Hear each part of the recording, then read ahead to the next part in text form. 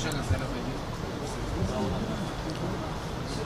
पश्चिम महाराष्ट्र देवस्थान समिती अंतर्गत येणाऱ्या मंदिरांसाठी आपण वस्त्रसंहितेचं आवाहन केलेलं आहे। यामध्ये आपण फार बंधनं न घालता पूर्ण कपडे असावेत आणि शक्यतो हा पारंपरिक वेशभूषेत आपण असावा असं आवाहन केलेलं आहे।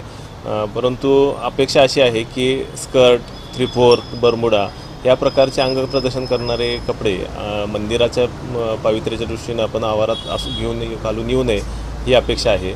भाविकांनी आपण मंदिरात दर्शनासाठी येतो आहे, धार्मिकतेच्या दृष्टीनं आपण मंदिराचं महत्त्व जाणून आपण दर्शनासाठी ज्या पद्धतीनं आपल्या घरात हे करतो त्याच पद्धतीनं मंदिरात पण आपण दर्शनासाठी यावं अशी अपेक्षा आहे। आपण इतर ठिकाणी फिरायला जाताना ज्या पद्धतीनं पोशाख करतो तो मंदिरात असू नये यासाठी हे आपण आवाहन केलेलं आहे। नाही, आपण पहिलाच हे केलेलं आहे की हे आव्हान आहे आणि आपले भाविक ह्या आव्हानाला प्रतिसाद देतील अशी आपल्याला चांगली अपेक्षा आहे आणि धार्मिकतेच्या दृष्टीनं आणि मंदिराच्या पावित्र्याच्या दृष्टीनं ते आवश्यक आहे म्हणून आपण ते आवाहन केले।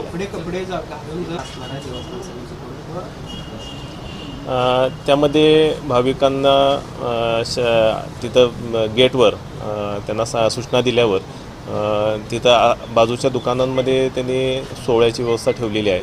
भाविक तिथून सोहळे घेऊ शकतील किंवा आवश्यकता वाटली तर आपण ही व्यवस्था त्यांना सोहळे उपलब्ध करून देण्याची आपण ही व्यवस्था करू शकतो। नहीं अशी काही तरतूद आपल्याला। कल से महालक्ष्मी अंबाबाई मंदिर और ज्योतिबा मंदिर के भाविकों के लिए ड्रेस कोड हमने आह्वान किया है, लागू किया है।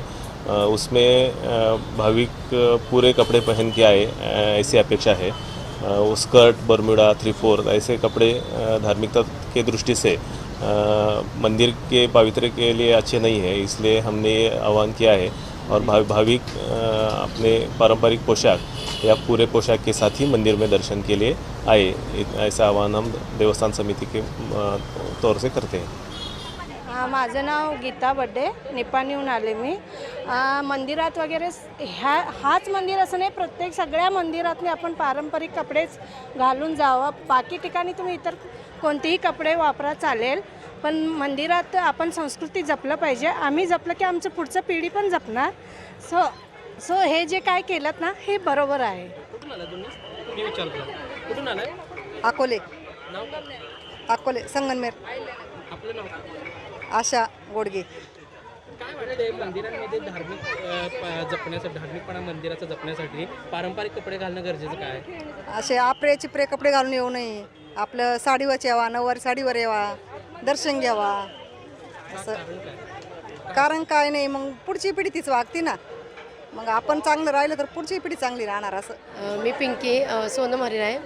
बरोबर आहे जे तुम्ही बोलताय, बरोबर आहे। छोटे कपडे म्हणजे कुठल्या मंदिर आपण जाऊ तर आपले घरगुती असे फुल कपडे पाहिजे, आपल्या घरगुती सलवार, एक साडी किंवा काय किंवा जे टॉप आम्हाला वाटतं योग्य नाही आहे ते, म्हणून आम्ही जर घरातून निघता आम्ही म्हणतो की नाही, आपण कुठे चाललो कुठे नाही आहे असं आपण कपडे घालायला पाहिजे। तसं आता आमच्या घरी पण मुली आहेत तर आम्ही बोलतो की नाही, शॉर्ट नाही, आपण मंदिरात चाललो तर मंदिराचे कपडे घालायला पाहिजे आपल्याला, आपण कुठेतरी बाहेर चाललो तर बाहेरचे कपडे घालायला पाहिजे। मग प्लीज आमचं पण असंच आहे की आम्ही पण आता आम्ही इकडेच खरं बोललं तर आम्ही कोल्हापूर दरवर्षी येतो। आम्ही मी मुंबई आहे, कोल्हापूरवर 13 वर्ष झाली इथं। माझ्या आई बहीण आमच्या दरवर्षी इथंच येतो, कारण एक भरपूर मान्यता आहे कोल्हापूर महालक्ष्मीची। मग आमचं हेच आव्हान आहे की प्लीज येताना जो साडी किंवा सलवार कमीज तुम्ही प्लीज असंच घालून नये की शॉर्ट कपडे प्लीज घालून येऊ नका, आणि तुम्ही हे आव्हान सगळ्यांना द्या, पुढे सगळ्यांना असं तुम्ही द्या प्लीज। मी वर्षा दिलीप डोंबे सांगलीहून आलेली आहे।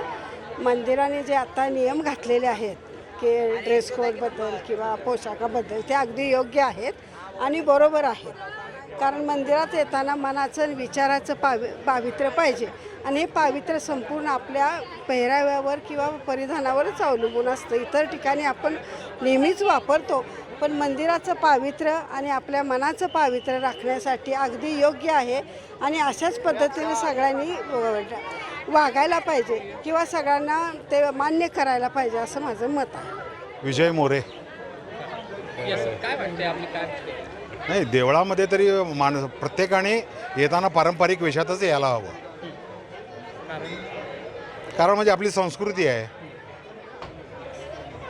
आणि काय म्हणजे जर तसं केलं तर मग कशा पद्धतीने सध्या म्हणजे वातावरणात म्हणजे आनंद निर्माण होते ना, जीन घातली, कुठं हाफ स्कर्ट घातला, हे घातलं, कोण आणि बरमुडा घालून येतात. त्याच्यापेक्षा ते म्हणजे व्यवस्थित आलेलं बरं.